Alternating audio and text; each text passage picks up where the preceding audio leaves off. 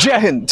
एक सीनियर महिला जज का पति और एक आईएएस अफसर का अधिकारी भाई अपने कुछ दोस्तों के साथ कानपुर में गंगा घाट पर घूमने का प्लान बनाता है।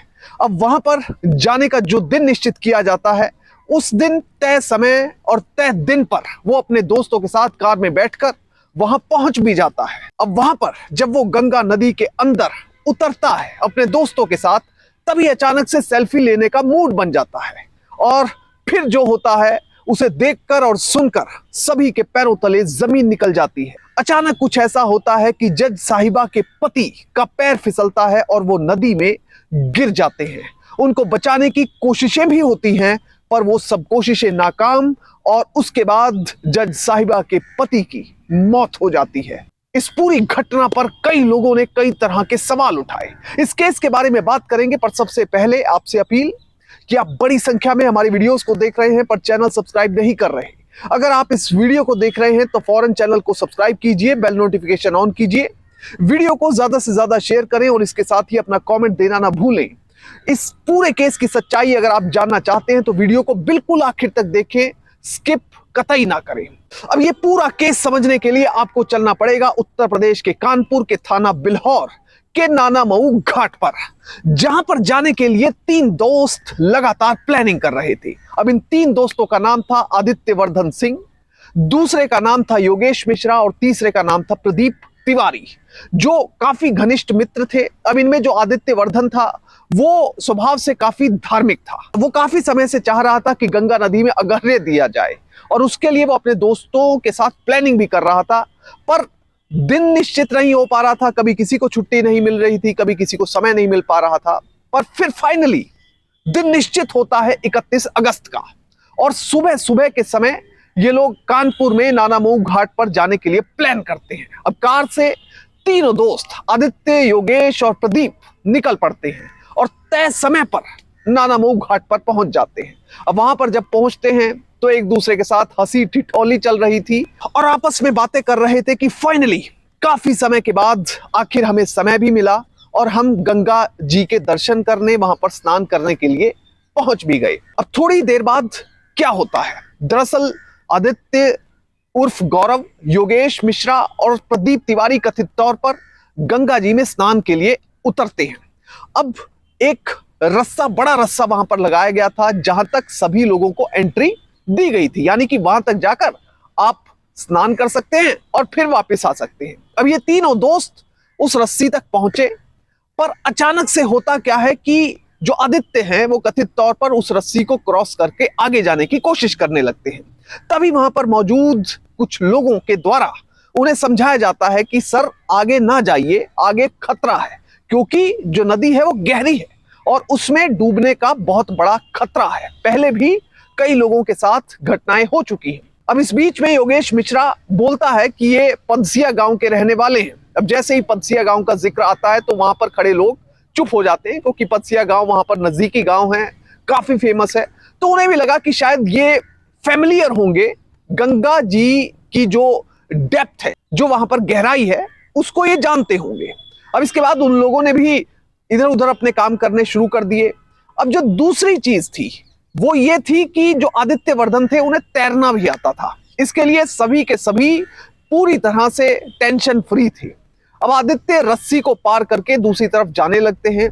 तभी अचानक से उनके मन में आता है कि क्यों ना सेल्फी ली जाए। इतनी आगे तक गंगा जी में आए हैं, काफी समय बाद प्लान बना है, अब सेल्फी लेने का दौर शुरू हो जाता है। अब जिस समय आदित्य सेल्फी ले रहे थे उस समय बाकी के दोनों दोस्त आपस में बातें कर रहे थे।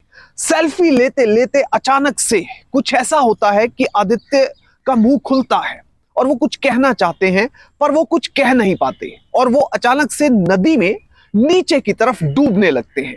असल में हुआ ये कि वो रस्सी पार करके आगे गए और उसके बाद नदी की गहराई में वो अचानक से फिसल गए और उसके बाद वो अपना बैलेंस नहीं बना पाए। अब जैसे ही ये पूरी तस्वीर वहां पर पुल के ऊपर खड़े हुए लोगों ने देखी, जिन्हें साफ तौर पर यह दृश्य दिखाई दे रहा था, उन्होंने शोर मचाना शुरू कर दिया और साथ में जो आदित्य के दोस्त आए हुए थे, योगेश और प्रदीप, उनको कहने लगे कि आप फौरन उन्हें बचाने के लिए, आदित्य को बचाने के लिए नदी में कूद जाओ।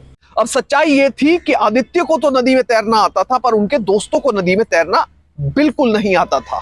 अब इसलिए वो भी किसी की मदद ताकने लगे। अब समय कम था, कुछ ही सेकंडों में कुछ भी हो सकता था। अब इसके लिए फौरन योगेश और प्रदीप पहुंचे वहां पर पास में खड़े हुए नाव वाले के पास। अब दोनों दोस्तों ने कथित तौर पर नाव वाले को कहा कि आप किसी भी तरह से हमारे डूबते हुए दोस्त की जान बचा लीजिए, पर नाव वाले ने 10,000 रुपए की मांग की। उन्होंने कहा कि आप पहले 10,000 रुपए कैश हमें दे दीजिए, हम जान बचाने के लिए चले जाएंगे। अब इतने में जब ये बात हो ही रही थी तो उनकी नजर पड़ गई वहां पर खड़े हुए एक गोताखोर से, शैलेश कश्यप नाम के व्यक्ति से। उसके पास ये दोनों दोस्त जाते हैं, रोते हुए बिलखते हुए वो कहते हैं कि हमारा दोस्त डूब रहा है, किसी भी समय कुछ भी हो सकता है, आप जल्द से जल्द नदी में कूदकर हमारे दोस्त की जान बचा लीजिए। अब जो बात नाव का मालिक कह रहा था वही बात गोताखोर ने भी कहनी शुरू कर दी। उसने कहा कि आप 10,000 रुपए दे दीजिए, हम आपके दोस्त की जान बचा लेंगे। अब जब दोनों दोस्तों को यह नजर आया कि पैसे के बिना यहां पर कोई काम नहीं होगा, ये दोनों दोस्त पैसे देने पर राजी हो गए। अब सबसे बड़ी समस्या थी कैश, क्योंकि कैश में किसी के पास भी पैसे नहीं थे। अब पैसे दिए जाएं तो आखिर कैसे दिए जाएं? गोताखोर ने कहा कि पहले मैं पैसे लूंगा, उसके बाद मैं आगे बढ़ूंगा।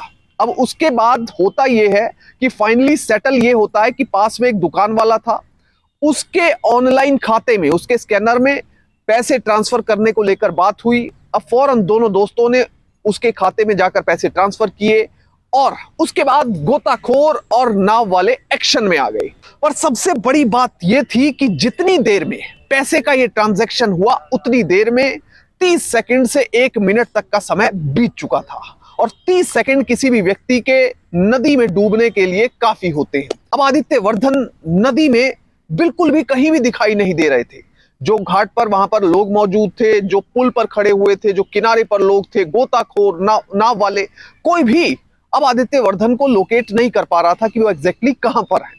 काफी देर मशक्कत करने के बाद उन्हें ढूंढा नहीं जा सका, पर इतनी देर में यह खबर एक आग की तरह फैल गई और डिस्ट्रिक्ट एडमिनिस्ट्रेशन के पास भी एक खबर गई। फौरन मौके पर वहां के लोकल एसडीएम पहुंची, वहां के डिप्टी एसपी पहुंचे, पुलिस बड़ी संख्या में वहां पर पहुंच गई और जो आदित्य हैं उनको बचाने की कोशिशें तेज हो गई। सबसे पहले तो गोताखोर शैलेश कश्यप के पास गए, वहां से पूछा गया कि क्या क्या हुआ, कहां पर डूबे, किस तरह से हुआ। अब इस पूरे रेस्क्यू ऑपरेशन में तकरीबन एसडीआरएफ, एनडीआरएफ और पीएसी के 200 जवान लगाए गए, जिसमें कई नाव थी, उनसे जगह जगह उन्हें ढूंढा गया। पर ना तो पहले दिन आदित्य को ढूंढा जा सका, ना दूसरे दिन, और करते कराते 1 हफ्ता भी बीत गया और उसके बाद 2 दिन ऊपर भी बीत गए। कुल मिलाकर 9 दिन का समय बीता। उसके बाद कहीं जाकर रात तकरीबन 8 बजे नानामऊ घाट से तकरीबन 40 किलोमीटर दूर कानपुर के नवाबगंज इलाके के गंगा बैराज के गेट नंबर 1 पर एक लाश जाली से लटकी हुई मिली। अब जब ये लाश मिली तो इसकी पहचान और शिनाख्त के लिए पुलिस ने सबसे पहले दोस्तों को और परिवार के मेंबर्स को बुलाया। अब जैसे ही उनको बुलाया, उन्होंने देखते ही बता दिया कि ये आदित्य वर्धन सिंह की लाश है, उनकी ही मृतक देह है। अब उसके बाद परिवार का रोना बिलखना शुरू हो चुका था। अब अगर आदित्य वर्धन सिंह की बात करें तो उनकी पत्नी महाराष्ट्र के अकोला में डिस्ट्रिक्ट जज है, यानी कि सीनियर जज हैं, और उनकी एक 12 साल की बच्ची है जो पत्नी के साथ अकोला में यानी महाराष्ट्र में ही रहती है। वहीं दूसरी तरफ उनके जो कजन ब्रदर हैं अनुपम सिंह, वो एक सीनियर आईएएस अधिकारी हैं और बिहार कैडर के अधिकारी हैं। उनकी भाभी प्रतिमा सिंह भी एक सीनियर आईएएस अफसर हैं और बिहार कैडर में ही है। और इसके साथ ही जो बहन है प्रज्ञा, वो ऑस्ट्रेलिया में इंजीनियर के तौर पर कार्यरत है। तो कुल मिलाकर पूरा जो परिवार है वो पढ़ा लिखा परिवार है। वहीं जो पिता रमेश चंद्र हैं, वो भी सिंचाई विभाग में इंजीनियर के पद पर कार्यरत थे। वहां से रिटायरमेंट के बाद उन्होंने लखनऊ के मोहल्ला अलीगंज में अपना घर बनाया और वहां पर रहने लगे। दरअसल ये पूरा जो परिवार है वो उत्तर प्रदेश के उन्नाव के कबीरपुर खंभौली का रहने वाला है। वहां से अब नौकरियों में लोग इधर उधर निकल जाते हैं, तो इसी वजह से फाइनली परिवार ने लखनऊ में सेटल होने का इरादा बनाया। वहीं अगर आदित्य वर्धन की अपनी बात की जाए तो वो खुद भी स्वास्थ्य विभाग में डिप्टी डायरेक्टर के पद पर कार्यरत थे और इसके साथ ही बनारस में उनकी पोस्टिंग थी। वहां से अपने दोस्तों के साथ कानपुर के गंगा घाट पर आने का प्रोग्राम काफी समय से बनाया जा रहा था, पर यह प्रोग्राम एग्जीक्यूट नहीं हो पा रहा था। पर फाइनली जब ये एग्जीक्यूट हुआ, उस दिन ये घटना घटित हो गई। अब ये जो पूरा मामला है वो अपने आप में एक बड़ा उदाहरण पेश कर गया कि सिर्फ मात्र 10,000 रुपए के लिए एक सीनियर जज के पति और एक सीनियर आईएएस अफसर के भाई को मरने के लिए नदी में छोड़ दिया गया। कोई भी उसे बचाने के लिए आगे नहीं आया। हो सकता है कि उन्हें तैरना ना आता हो, उनमें से भी कोई व्यक्ति आगे ना जा सका। गोताखोर वहां मौजूद थे, कोई भी बचाने के लिए इंस्टेंटली आगे नहीं गया। अब इस पूरे केस से हमें सीख क्या मिलती है? हमें सीख ये मिलती है कि हम चाहे कितने बड़े पद पर हो, चाहे समाज में, देश में, किसी भी जगह पर हो, अगर कोई दूसरा व्यक्ति, हो सकता है कि वो बहुत बड़ा इंसान हो सकता है वो बहुत गरीब व्यक्ति हो, वो किसी समस्या में है और खास तौर पर वो मरने जा रहा है, वो नदी में डूब रहा है, उस समय पैसे की मांग करना क्या एथिक्स के खिलाफ नहीं है? क्या नैतिकता के खिलाफ नहीं है?